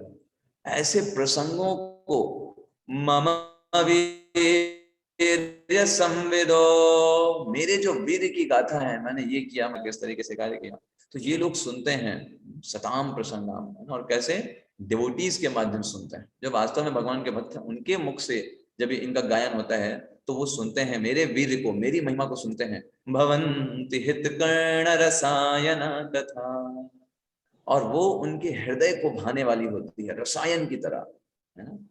उनको ये जो कथा होती है उनके कर्णों के माध्यम से प्रवेश करके उनके हृदय में रसायन की तरह उनके हृदय को एकदम शुद्ध बना देती है। तज्जोषणादाश्वापवर्ग वर्त्मनि, है ना। और ये किससे रिलेटेड है? अपवर्ग से रिलेटेड, उनको वो आनंद प्रदान करती है, अपवर्ग। श्रद्धा रतिर्भक्ति अनुक्रमिष्यति, और क्या डेवलप करती है उनके अंदर? श्रद्धा। रति मतलब भगवान के प्रति एक जो प्रेम होता है, और भक्ति मतलब भगवान के प्रति शुद्ध दिव्य प्रेममयी सेवा। ये तीन चीजों के अंदर तीन चीजें जो है धीरे धीरे उसके अंदर डेवलप हो जाती है। तो यहाँ पे अपवर्ग के बारे में बताया गया किस प्रकार से जो अपवर्ग है वो कार्य करता है। तो अगर हम इसको नहीं फॉलो करते हैं तो फिर ये हमको फिर इस भौतिक जगत में पाप वर्ग के पीछे पड़ना पड़ेगा, स्ट्रगल के पीछे पड़ना पड़ेगा। तो मोड ऑफ गुडनेस का मतलब क्या है, सत्वगुण का मतलब क्या है? जैसे ये फैमिली देखिए, ये सत्वगुण की फैमिली है। ये लोग निस्वार्थ जीवन जीते हैं, दूसरों की मदद करते हैं, पायस हैं और धार्मिक को मानते हैं कि भाई ये एक सीरियस ड्यूटी है, बुक्स पढ़ते रहते हैं, चारों प्रकार के नियमों को पालन करते हैं। ये सात्विक फैमिली है, सत्वगुण में है। रजोगुण की फैमिली को देखिए तो ये लोग हैं, कहते हैं भाई ग्लैमर है, इतना ज्यादा आकर्षण है, नए नए कपड़े पहनने हैं, है ना, अपने आप को अपडेट रखना है मॉडर्न लाइफ से, है ना, और इतना रात में नींद नहीं आती है ना, इतना मेहनत करना चाहते हैं इस जगत में नाम कमाने के लिए। और धर्म की चीजें सिर्फ उनके लिए एक सोशल अफेयर्स है कि भाई धर्म क्यों फॉलो करना है, क्योंकि भाई जगत संसार में रहना है इसलिए ठीक है, कभी कोई मंदिर चले गए, उनका खुद का कोई इंटरेस्ट नहीं होता उसके लिए, शास्त्रों को मानते नहीं हैं। वो कहते हैं अरे ये सब तो जो खाली है उनके लिए है, हम तो बहुत मेहनत कर रहे हैं इस जगत में। अट्रैक्शन मैन और वुमेन का बहुत ज्यादा स्ट्रांग होता है मोड ऑफ पैशन में, बहुत ज्यादा भोग करने की इच्छा होती है। फैमिली प्रेस्टीज बहुत इंपॉर्टेंट होता है उनके लिए। मनी इज हनी, पैसा ही सब कुछ है, पैसा है तो सब कुछ है। चैरिटी देते हैं, दान देते हैं, लेकिन वो भी सिर्फ अपने नाम के लिए कि भाई हमारा नाम होगा इसलिए दान देते हैं, तो इसलिए वो सेल्फलेस नहीं होते। एंड लास्ट तमोगुण। तमोगुण मतलब कोई इंटरेस्ट नहीं स्पिरिचुअल लाइफ में, दूर दूर तक मैड होते हैं। मैड मतलब पूरी तरीके से पागल, भगवान के साथ कुछ भी संबंध नहीं होता, सोशल वेलफेयर के लिए भी नहीं, सोशल प्रेस्टीज के लिए भी नहीं, बहुत ज्यादा सोते हैं, ड्रग्स मीट वाइन सब कुछ लेते हैं, हर एक चीज को पोस्टपोन करेंगे, आज का काम कल करेंगे, है ना, तो वो कहलाता है।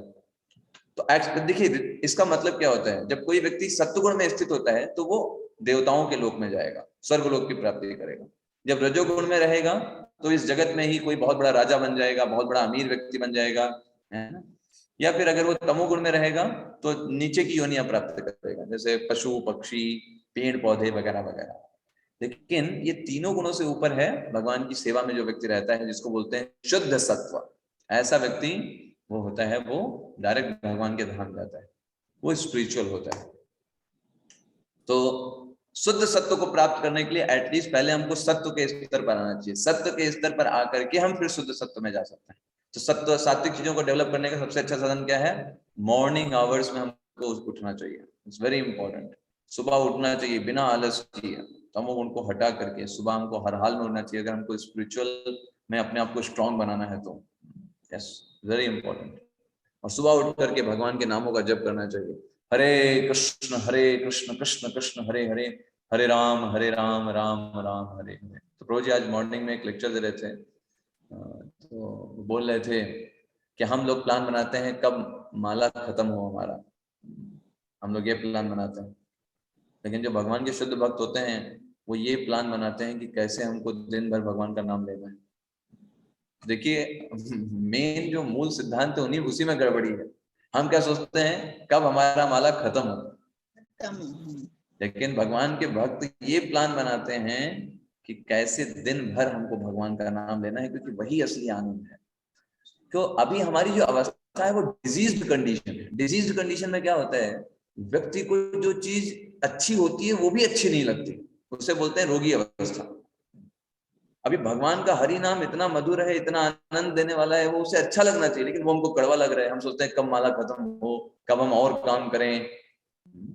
ये है डिजीज्ड कंडीशन। लेकिन जब डिजीज व्यक्ति होता है उसको ये सलाह दी जाती है दवाई का सेवन करे, भले कड़वी लगे फिर भी सेवन करे, तभी उसका डिजीज खत्म होगी। ठीक ऐसे ही हम अभी डिजीज कंडीशन में हैं, हमको ये चीज पहले जब पता होगी तब दवाई क्या है, भगवान के नाम का कीर्तन, भक्तों का संग, हियरिंग, ये सब हमारे लिए दवाई है। तो इच्छा हो अथवा इच्छा ना हो, हमें उसको फॉलो करना चाहिए। जब तक हम सिर्फ इच्छा के लेवल पर काम कर रहे हैं, इसका मतलब मन हमसे सारे काम करा रहा है। जब हम अपनी इच्छा से ऊपर हट करके, ठीक है हमारी इच्छा नहीं है सेवा करने की, हमारी इच्छा नहीं है डांस करने की, भगवान का कीर्तन हो रहा है, मन नहीं कर रहा डांस करने का, फिर भी करना चाहिए। है ना? मन की सुनना है या भगवान की प्रसन्नता के लिए कार्य करना है? भगवान की प्रसन्नता। भगवान की प्रसन्नता के लिए। तो फिर हमें मन से ऊपर उठना होगा, मन के पीछे मत चलिए। मन तो हमेशा आपको नीचे ही ढकेलने का काम करेगा। छोड़ो, आज रहन दो करने को, आज शाम में कर लेंगे, है ना? मन हमेशा आपको नीचे की तरफ लेके जाएगा, रजोगुण तमोगुण की ओर ढकेलेगा। लेकिन आपको अपने आप को स्ट्रांग रखना है। वो कैसे? प्रभुपाद जी की बुक्स को पढ़ करके, सुबह उठ करके स्ट्रांग बनाना है अपनी डिटर्मिनेशन को। अदरवाइज हम पशु हैं, पशु डिटर्मिनेशन नहीं डेवलप कर पाते, उनके अंदर संकल्प करने की क्षमता नहीं होती, उनको जो इच्छा होगी तुरंत कर डालेंगे। पशु कोई रेगुलेशन डेवलप कर सकते हैं? No meat eating, no gambling वो नहीं, वो तो उनकी जो इच्छा होती है वो करेंगे ही करेंगे। अगर हम भी वही कर रहे हैं, हमारी भी जो इच्छा हो रही है, बस हम इच्छा होती है हम कर डालते हैं, इसका मतलब क्या है? हम पशु स्तर पर ही हैं, हमने तो मनुष्य बने ही नहीं। इच्छा हुई, कर डाला, तो फिर आपने सीखा क्या? आपका डिटर्मिनेशन कहाँ है कि मुझे भगवान की सेवा के लिए कार्य करना है, पेशेंस रखना है। तो जब हम भगवान के नाम का अच्छे से चैंटिंग करेंगे, जितने भी हमारे पापपूर्ण रिएक्शंस होते हैं वो सब खत्म हो जाते हैं। जितने हमारे अंदर पाप करने की प्रवृत्ति होती है वो खत्म हो जाती है। जितना हमारा अज्ञानता होती है वो सब निकल जाती है धीरे धीरे, अगर कोई व्यक्ति अच्छे से चैंटिंग करेगा तो। और जितना हमारी जो अर्जेस हैं इस पशु जीवन को बरकरार करने की, वो धीरे धीरे खत्म हो जाती है। तो भगवान का नाम एक्चुअली सारी चीजों का सार है। कोई भी चीज आपको आध्यात्मिक जीवन में प्रगति करना है, हमको ये बात अच्छे से बताइए कि भगवान का नाम ही है वो हमको आगे ले जाएगा। लेकिन हियरिंग या फिर रीडिंग श्रील प्रभुपाद बुक्स ये क्यों इंपॉर्टेंट होती है?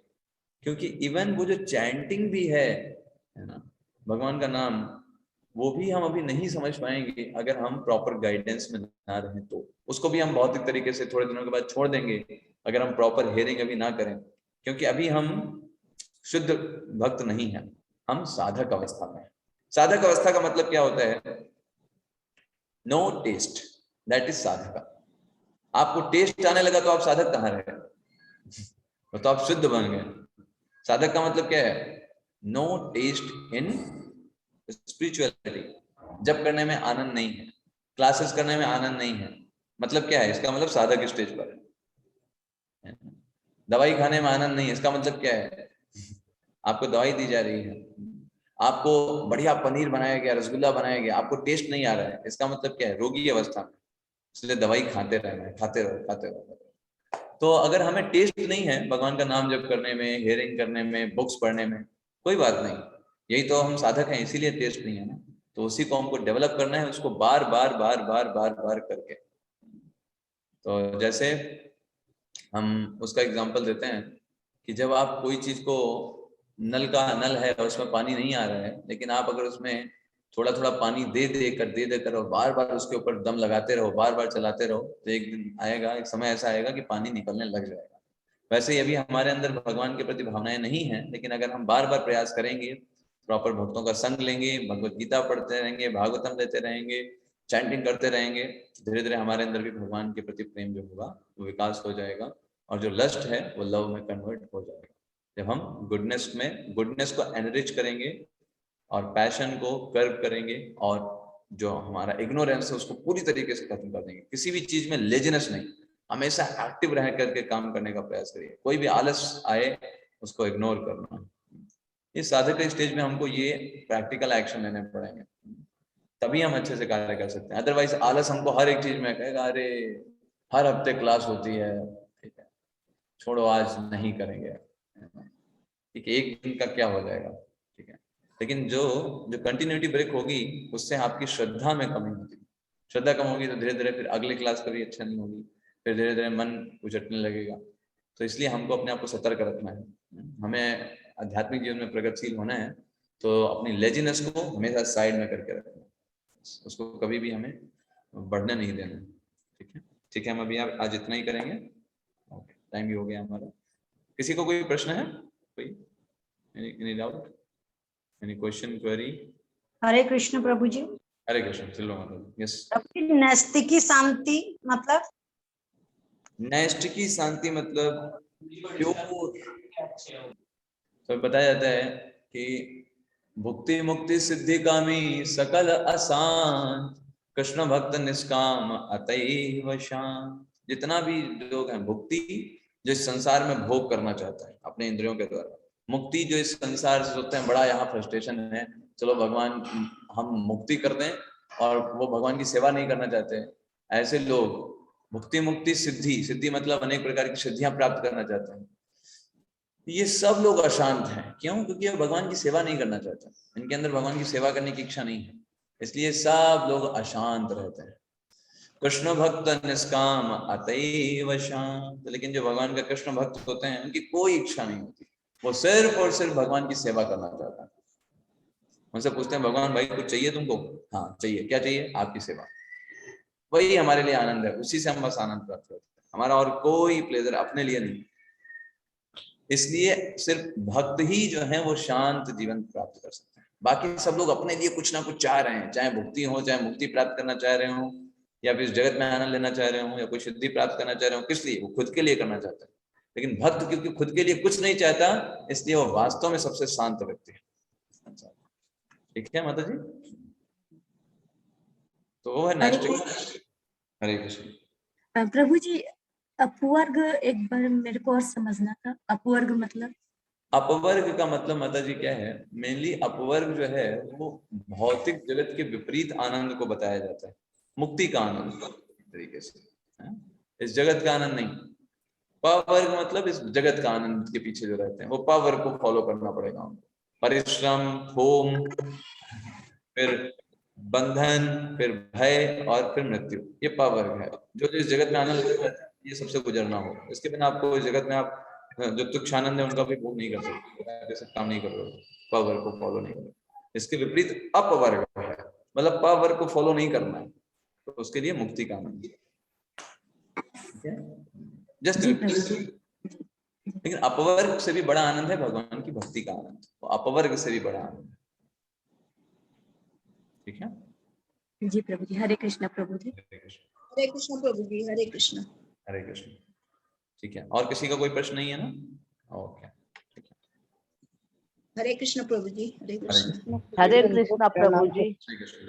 हरे कृष्णा प्रभु जी। हरे कृष्ण प्रभु जी। हरे कृष्ण। हरे कृष्ण प्रभु जी, दंडवत प्रणाम। हरे कृष्णा प्रभु जी। हरे कृष्ण। हरे कृष्ण। हरे कृष्णा प्रभु जी। हरे कृष्ण। प्रभु जी दंडवत प्रणाम। हरे कृष्ण। हरे कृष्णा प्रभु जी, दंडवत प्रणाम। हरे कृष्ण।